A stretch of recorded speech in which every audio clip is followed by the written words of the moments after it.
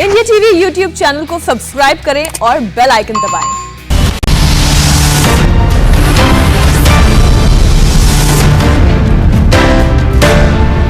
नमस्कार, दोपहर के 12 बज चुके हैं और मैं अमित पालित आपके साथ हाजिर हूं इलेक्शन की सबसे बड़ी खबरें लेकर। अब की बार किसकी सरकार, यह है हमारा सबसे बड़ा शो। मैं आपको यूपी और पंजाब की हर वो चुनावी खबर बताऊंगा जो 2022 में होने वाले सबसे बड़े दंगल में बड़ा असर डालने वाली है। सबसे पहले आज की 3 बड़ी खबरें आपको बताते हैं और आपको रूबरू करते हैं कि आज की पहली बड़ी खबर कौन सी है। तो आपको पहली बड़ी खबर हम बताते हैं, यूपी से आ रही है। चुनाव से पहले कैसे, आपको बताएं पहली बड़ी खबर जो यूपी से है, जिसमें चुनाव से पहले धर्म के धंधेबाजों पर योगी का डंडा चला है और यह सब कुछ हुआ है यूपी के धर्मांतरण वाले रैकेट केस में, जिसका पर्दाफाश होने के बाद कई चौंकाने वाली चीजें सामने आई हैं। और उसके बाद दूसरी बड़ी खबर आपको बताते हैं पंजाब से है, जहां पर सियासी हलचल तेज है और इसका असर अब दिल्ली में दिखने लगा है। क्या कैप्टन की गुगली से सिद्धू पंजाब में आउट होंगे और आज कैप्टन दिल्ली दरबार में पेश हुए हैं, क्या बातें हुई, पूरी डिटेल हम आपको बताएंगे इलेक्शन शो की इस बड़ी खबर पे। और तीसरी बड़ी खबर इलेक्शन शो की वो क्या है, उत्तर प्रदेश से आ रही है, जहां पर भाईजान ने चुनाव की तैयारी शुरू कर दी है और सवाल यह है कि यूपी में ओवैसी किसका खेल बिगाड़ने वाले हैं। तो 3 ये बड़ी खबर, आज हम इस पर पूरी डिटेल आपको देंगे। और इस वक्त की बड़ी खबर हम बता दें, इलेक्शन शो में शुरुआत हम करने जा रहे हैं, वो है यूपी की खबर, जहां पर धर्म परिवर्तन के रैकेट से, आपको बता दें कि परिवर्तन के रैकेट से हड़कंप मचा है। और इस बार जो लोग इसमें पकड़े गए उनके खिलाफ कड़े सख्त निर्देश दिए गए हैं मुख्यमंत्री योगी आदित्यनाथ की तरफ से। और इसमें बताया गया है कि जो जांच एजेंसियां हैं पूरे मामले के तह तक जाएं और साथ ही साथ जिन्होंने इसको किया है, जो इसके आरोपी है, जो इसके दोषी हैं, उन पर एनएसए लगेगा, गैंगस्टर एक्ट लगाने की तैयारी हो रही है और साथ ही साथ धर्मांतरण करने वालों की प्रॉपर्टी तक जब्त कर ली जाएगी। ये भी निर्देश योगी आदित्यनाथ ने दिए हैं। यूपी एटीएस ने कल 1000 लोगों को धर्मांतरण का खुलासा किया था और जिसमें 2 गिरफ्तारी हुई है, 2 आरोपी इसमें पकड़े गए हैं। और हम बात करेंगे हमारे संवाददाता विशाल प्रताप सिंह से। विशाल, कड़े निर्देश के आदेश दिए गए हैं, एनएसए साथ ही साथ प्रॉपर्टी को जब्त करना, और कौन सी बातें कही है योगी आदित्यनाथ ने? देखिए अमित, कल इस मामले में उत्तर प्रदेश की जो एटीएस है, यानी कि एंटी टेररिस्ट स्क्वाड, उसको इस बात की जानकारी लगातार मिल रही थी कि कुछ लोग ऐसे गलत धंधों में लिप्त हैं जो कि धर्मांतरण कर रहे हैं। और ये पिछले जो गैंग है वो लगभग 1 से 1.5 साल से ऑपरेट कर रहा है और वो न सिर्फ उत्तर प्रदेश में बल्कि देश के अन्य राज्यों में अलग अलग प्रांतों में भी ऑपरेट कर रहा है। उत्तर प्रदेश से उन बच्चों को, मूक बधिरों बच्चों को उस तरीके से लेके जाया जाता है, इसका अंदाजा सिर्फ इस बात से लगाया सकता है कि माँ बाप गुमशुदगी की रिपोर्ट दर्ज कराते हैं, अपहरण की रिपोर्ट दर्ज कराते हैं और असल में उन बच्चों को ले जाकर के उन दूसरे प्रांतों में, दूसरी राज्यों में उनका धर्म परिवर्तन किया जाता है। जो बोल नहीं सकते, जो अपनी इच्छा व्यक्त नहीं कर सकते, जिनके पास ऑब्जर्वेशन की जो पावर होती है वो कम होती है, ऐसे बच्चों को ले जाकर के प्रलोभन दे करके, पैसों का लालच दे करके, महिलाओं की निकाह करा करके उनका धर्म परिवर्तन कराया जा रहा था। इसको लेकर के मुख्यमंत्री योगी आदित्यनाथ ने बेहद सख्त तेवर अपनाए हैं और उन्होंने यूपी के एडीजी लॉ ऑर्डर के साथ साथ यूपी एटीएस के एडीजी को भी सख्त निर्देश दिए हैं कि इस मामले की तह तक जाइए, पूरे मामले की विवेचना बहुत कंक्रीट तरीके से करिए, जो भी लोग इसमें दोषी पाए जाते हैं उनके खिलाफ सख्त से सख्त कार्रवाई कीजिए।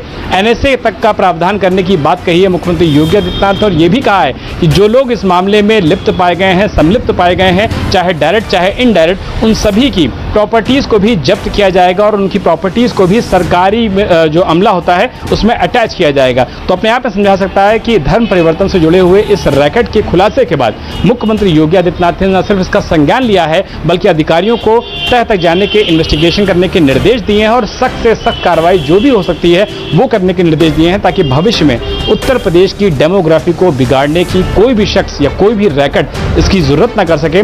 हैरानी की बात अमित यहाँ पे ये हो जाती है कि इसकी जो फंडिंग है वो न सिर्फ विदेशों से हो रही थी, पाकिस्तान से हो रही थी, बल्कि जो खुफिया एजेंसी है पाकिस्तान की ISI, उसके बारे में भी जानकारी पुख्ता तौर पे मिली है कि वो इसमें फंडिंग कर रही थी। तो अपने आप समझा सकता है कि चुनाव से ठीक पहले उत्तर प्रदेश में किस तरीके से बड़ा रैकेट का भंडाफोड़ हुआ है और किस तरीके से बड़ी कामयाबी एजेंसी को लगी। बिल्कुल, एक तो है कि आप धर्म परिवर्तन कर रहे हैं, दूसरी बात है फंडिंग कहां से हो रही है, विदेशों से, जिसमें ISI का भी हाथ आना बहुत ही गंभीर यह मामला है, जिस पर अब सख्त एक्शन के निर्देश दिए गए हैं। अब दूसरी बड़ी खबर आज की उत्तर प्रदेश से आ रही है, जहां पर बीजेपी में लगातार मंथन चल रहा है। दूसरे दिन मीटिंग चल रही है बीजेपी की। आपको बता दें, बीएल संतोष, राधा मोहन सिंह इस वक्त यूपी के दौरे पर हैं। कल उनकी मुलाकात हुई थी योगी आदित्यनाथ से, लेकिन आज बीजेपी के जो प्रभारी है राधा मोहन सिंह भी इसमें शामिल है और आज बीजेपी के जो दूसरे अधिकारी हैं, जो पदाधिकारी हैं, उनके साथ अहम बैठक चल रही है और यूपी बीजेपी अध्यक्ष स्वतंत्र देव सिंह भी इस मीटिंग में शामिल हैं। तो लगातार यूपी में दौर चल रहा है नेताओं के मंथन का और इस मीटिंग की तस्वीर भी हम आपको दिखाने जा रहे हैं, जिससे आपको समझ में आएगा कि ये मीटिंग यूपी के लिए, यूपी के चुनाव के लिए कितना महत्वपूर्ण है। इसमें आप देख सकते हैं कि बीएल संतोष, इसके अलावा राधा मोहन सिंह, स्वतंत्र देव सिंह, तमाम जो बड़े नेता हैं, जो प्रभारी हैं राज्य के, वो मीटिंग कर रहे हैं। अलग अलग पदाधिकारियों से बातचीत चल रही है और इसका सबसे मुख्य एजेंडा यही है कि 2022 में जो चुनाव होने जा रहे हैं उसको लेकर किस तरह से पार्टी की तैयारी है, खासतौर पे ग्राउंड में क्या चल रहा है, क्योंकि जो कोरोना की मार पड़ी है उसने कहीं ना कहीं जो विपक्ष के जो नेता है उनको मौका दिया था सरकार के ऊपर हमला करने का। और जो ये तैयारी हो रही है, देखिए मीटिंग में लगा जो तैयारी हो रही है कि ग्रास रूट लेवल तक लोगों तक कैसे पहुंचा जाए और बताया जाए कि सरकार ने यहां पर काम किया है। और साथ ही साथ चुनाव जो वहां होने जा रहे हैं, जहां पर प्रधानमंत्री हो, गृह मंत्री हो, तमाम बड़े बड़े नेता लगातार यूपी का दौरा करेंगे, वैसे में किस तरह से पार्टी उनके एजेंडे को रखेगी, जो लोग हैं उनकी बातों को किस तरह से सामने रखा जाएगा।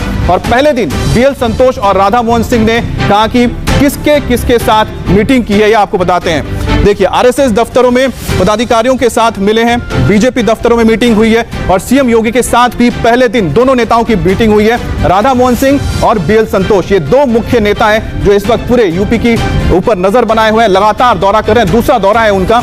और पिछली बार जब दौरा करके आए थे तो पूरी रिपोर्ट भी उन्होंने दी थी यहाँ पर प्रधानमंत्री को, जेपी नड्डा को, अमित शाह को। तो योगी के घर पे जो मीटिंग हुई उसकी एक्सक्लूसिव डिटेल भी हमारे पास आ रही है, वो भी हमको बताते हैं कि आखिरकार वो डिटेल क्या है।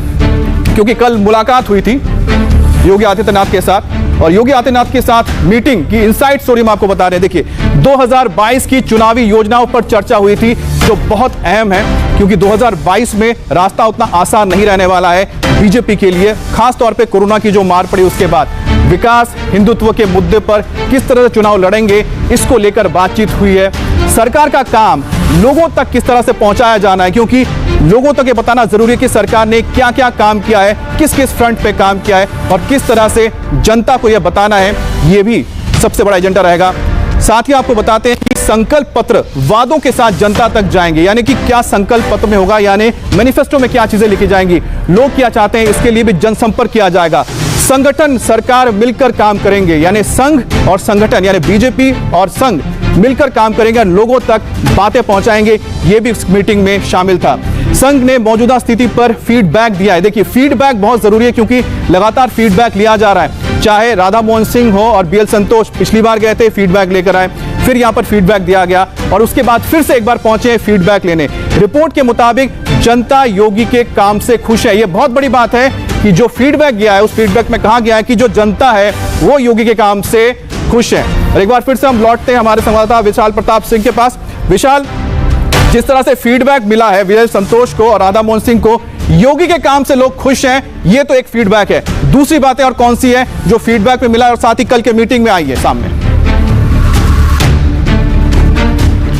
देखिए, मैराथन मीटिंग का जो दौर है वो उत्तर प्रदेश में लगातार जारी है। जो बीजेपी के उत्तर प्रदेश प्रभारी हैं राधा मोहन सिंह, कल उन्होंने बीएल संतोष के साथ मिलकर के पहले संघ के पदाधिकारियों से सरस्वती कुंज में मुलाकात की है। उसके बाद सभी जो बड़े नेता हैं वो भारतीय जनता पार्टी के दफ्तर पहुंचे हैं, वहां पे पदाधिकारियों के साथ बैठक हुई है और उसके बाद शाम को मुख्यमंत्री योगी आदित्यनाथ के साथ उनके सरकारी आवास 5 कालीदास पे कोर कमेटी की बैठक हुई है, जिसमें कृष्ण गोपाल, जिसमें क्षेत्र प्रचारक, जिसमें बीएल संतोष, बाकी जो नेता थे वो सब मौजूद थे। इसके अलावा मुख्यमंत्री योगी आदित्यनाथ के साथ सरकार के दोनों डिप्टी सीएम मौजूद थे, स्वतंत्र देव सिंह मौजूद थे और सभी ने जो खाका है उस खाके को आगे बढ़ाया है कि किस तरीके से सरकार आगे प्रोसीड करेगी, किस तरीके से जो योजनाएं हैं उनका लाभ जनता तक पहुंचा है उसकी जानकारी दी जाएगी, किस तरीके से फीडबैक चाहती है जनता, किस तरीके से आगे आने वाले चुनाव में संकल्प पत्र में किन मुद्दों को शामिल करे भारतीय जनता पार्टी, उसको लेकर के ही बातचीत हुई है। और सबसे महत्वपूर्ण बात, जिस तरीके से सांस्कृतिक विरासत को भारतीय जनता पार्टी ने लगातार न सिर्फ जिंदा रखा है बल्कि उसके उसके प्रचार और प्रसार को जिस तरीके से पिछले 4.5 साल में उत्तर प्रदेश में काम किया गया है, उसको एक बड़े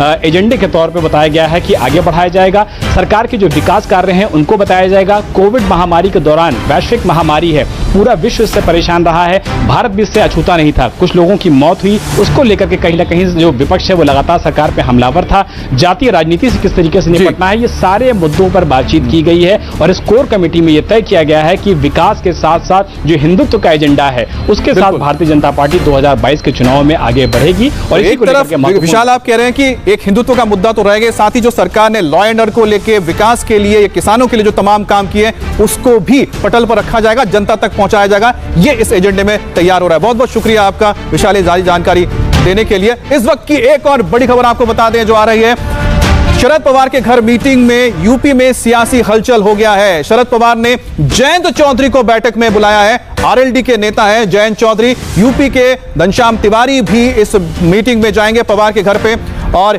यूपी से सिर्फ एसपी और आरएलडी को बुलाया गया है। आपको बता दें कि एसपी और आरएलडी को बुलाने का एक मकसद भी यह है कि दोनों इस वक्त 2022 के चुनाव को लेकर साथ में नजर आ रहे हैं, और शायद यही वजह है कि जयंत चौधरी को और साथ ही साथ घनश्याम तिवारी को बुलाया गया है। जयंत चौधरी को पवार के मीटिंग में न्योता, सियासी मतलब समझिए क्या है। वेस्टर्न यूपी में हार जीत का फैसला जाट वोटर्स करते हैं, और इस वक्त अखिलेश और जयंत के बीच दोस्ती है, दोस्ती।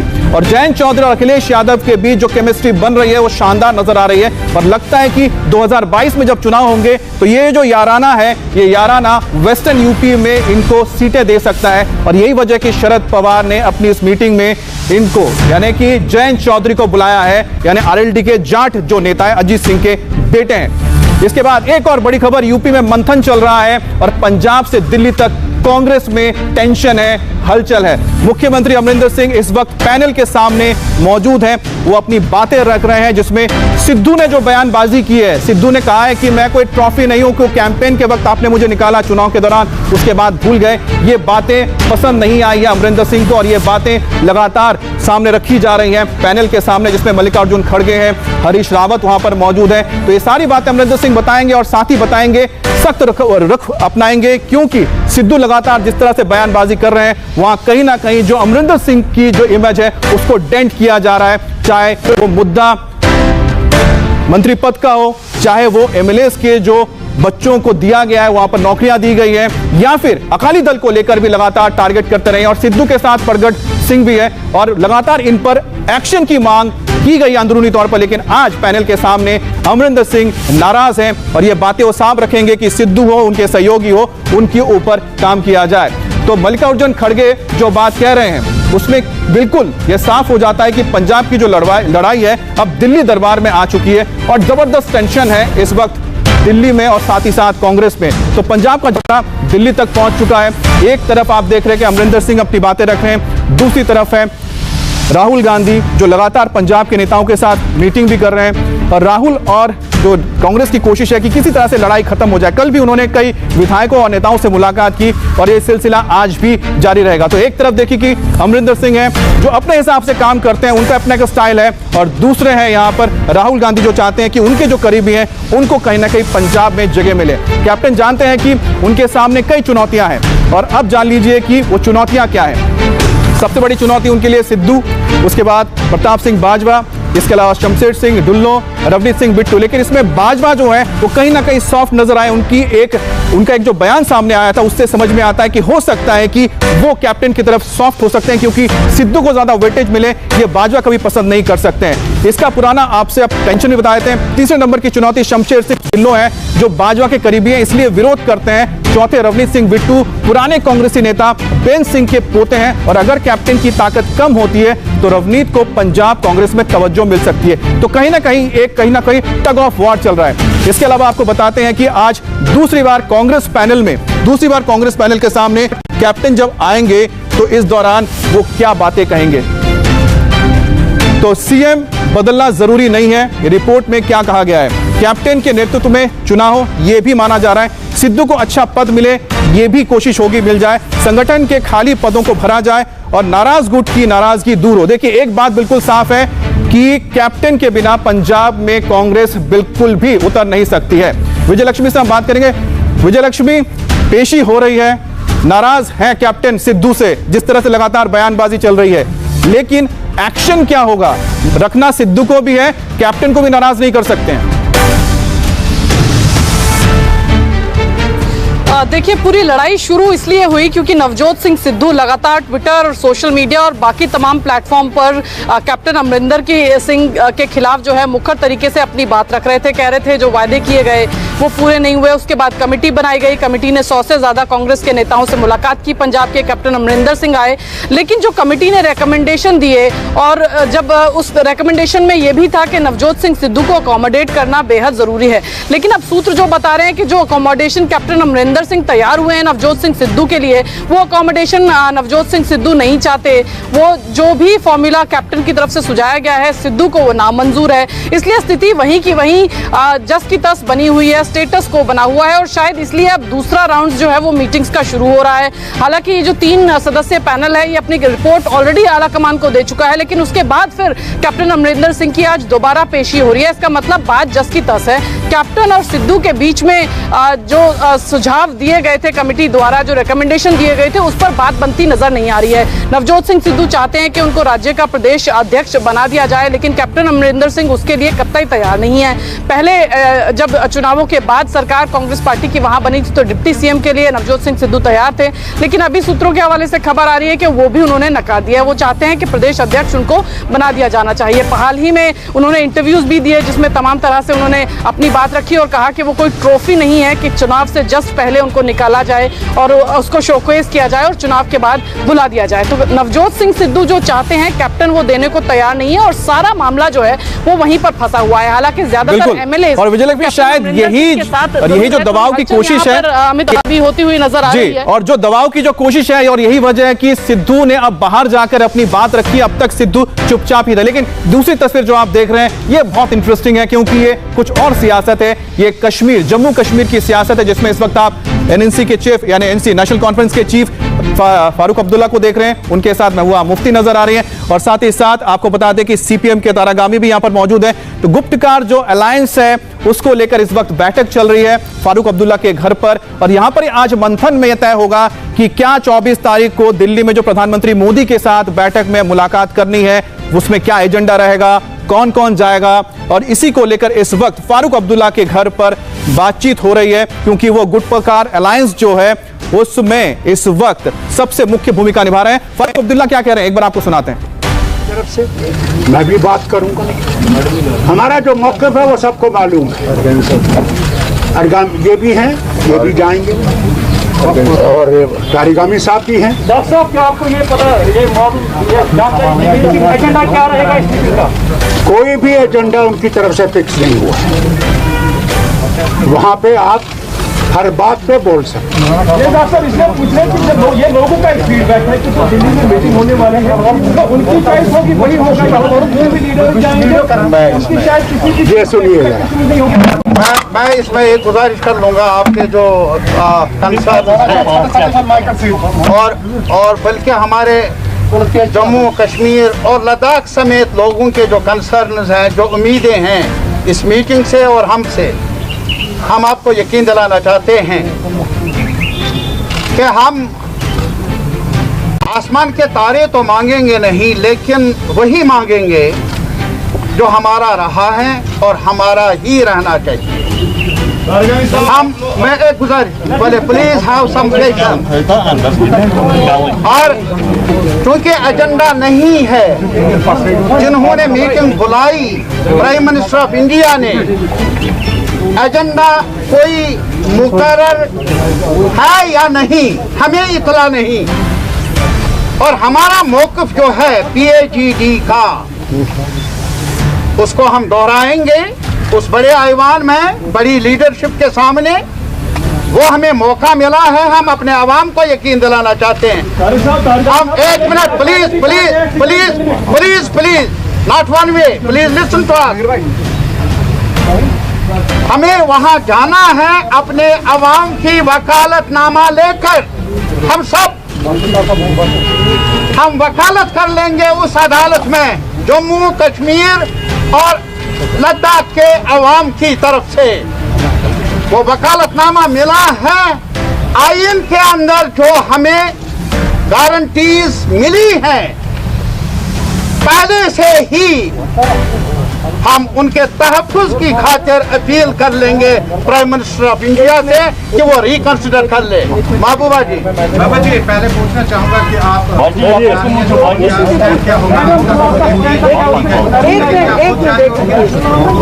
देखिए, हम डायलॉग के खिलाफ नहीं है। आप जानते हैं मुफ्ती साहब हर बात शुरुआत करते थे डायलॉग के साथ। वी आर नॉट अगेंस्ट, हम डायलॉग के खिलाफ नहीं है, पर हम ये जरूर चाहते थे कि कुछ कॉन्फिडेंस बिल्डिंग मेजर्स होने चाहिए। जैसे पूरे मुल्क के अंदर कोविड की वजह से जेल में जो कैदी थे उनको रिहा किया गया।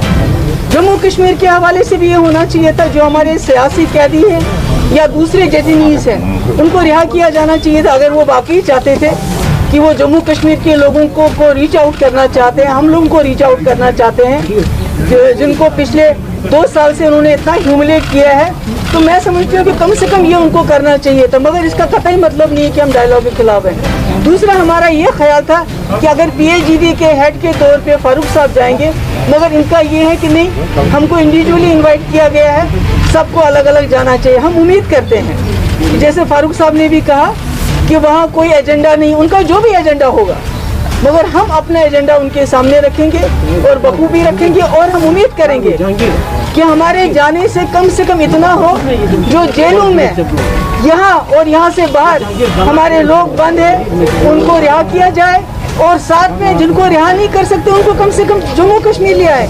यहाँ गरीब लोग चंदा जमा करके साल में 1 या 2 बार अपने बच्चों से या अपने लोगों से मिलने जाते हैं।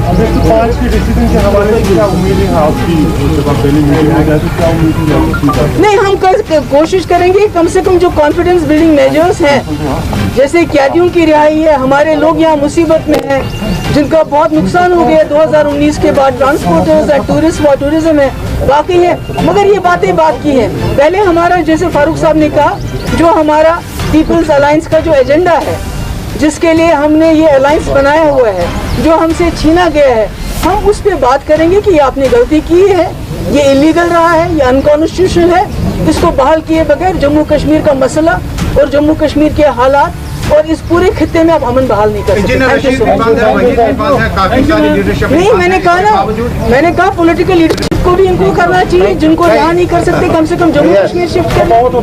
मैं सफाई से एक बात कहना चाहता हूँ, जहाँ तक कैदियों का सवाल है, जैसा कि अभी आपने कहा इंजीनियर रशीद साहब हैं, क्या और भी लीडर है, अभी शबीर साहब बेचारा बीमार है, बहुत ज्यादा बीमार है, और कई हमारे नौजवान जो हैं मुख्तलिफ जेलों में हैं। डॉक्टर साहब, हमारे पार्लियामेंट मेंबर मसूदी साहब, इन्होंने भी वकालत की है पार्लियामेंट के अंदर भी, लेकिन सुनवाई नहीं हुई। आज हमें एक और मौका मिला है। सबसे पहले ये कि ये गलतफहमी ना हो कि उनका एजेंडा क्या होगा। हम वहाँ उस एजेंडे पर दस्तखत करने के लिए नहीं जा रहे हैं, हम जा रहे हैं प्राइम मिनिस्टर ऑफ इंडिया की तरफ से कौन सी तजवीज़ है, अगर वो हमारे हक में होगी, जम्मू कश्मीर और लद्दाख के हक में होगी, हम हाँ करेंगे, अगर वो हक में नहीं होगी हम बरमला ना कर लेंगे। इसमें कोई गलतफहमी नहीं। एक और बात लास्ट में मैं बताना चाह रहा हूँ, जैसे आप सब पूछना चाह रहे हैं, there can be no compromise on 370 and 35A। Thank you. Okay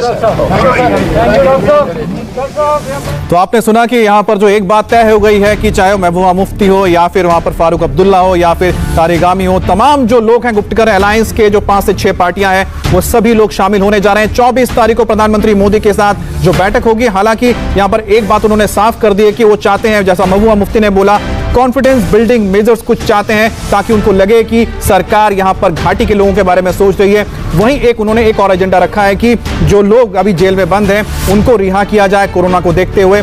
article 370 और 35A को लेकर भी एक वहां पर नेता ने इसका जिक्र किया है कि वो उसके साथ कॉम्प्रोमाइज नहीं करेंगे। लेकिन आपको बता दें कि जो एजेंडा है, जो जिस पर बातचीत होनी है, उस पर साफ कुछ नहीं है। लेकिन पहली कोशिश हो रही है, एक सरकार की ओर से एक आउटरीच किया गया है कि जो घाटी के तमाम पॉलिटिकल पार्टीज हैं उनके साथ एक संवाद लिया जाए। और इससे पहले हमने देखा था DDC के जो इलेक्शंस हुए थे वो पहला स्टेप था और आज ये दूसरा स्टेप है। हमारे साथ मंजूर मीर भी जुड़ गए हैं। मंजूर, एक बात तो साफ हो गई है कि सभी बातचीत के लिए आ रहे हैं, लेकिन एजेंडा तय नहीं है। क्या क्या एजेंडे में रख के लेके जा रहे हैं अपने पिटारे में गुप्तकार के लोग? देखिए, पीपुल्स अलायंस गुप्ता डिक्लेरेशन उन्होंने इसमें ये साफ कर दिया है कि प्रधानमंत्री नरेंद्र मोदी को आप पार्टी उम्मीदवार है, उसने एजेंडा की भी है, लेकिन अपना पक्ष जो कुछ लोगों की आवाज है उसको वहां पर इशारा दिया गया है कि पीपुल्स अलायंस और नरेंद्र मोदी के सामने जरूर करेंगे। और ये कहा कि जी, तो जैसा कि हमें बताया गया है कि जो लगातार मीटिंग हो रही थी, मीटिंगों का दौर चल रहा था, पहले आपस में बात कर रहे थे, लेकिन आज जब गुप्तकार की अहम बैठक हुई उसमें साफ फैसला हो गया है कि जो सभी पार्टी के लोग हैं, सभी नेता हैं, वो 24 तारीख को प्रधानमंत्री मोदी के साथ मुलाकात करेंगे। इसी बड़ी खबर पर लौटेंगे इस ब्रेक के बाद।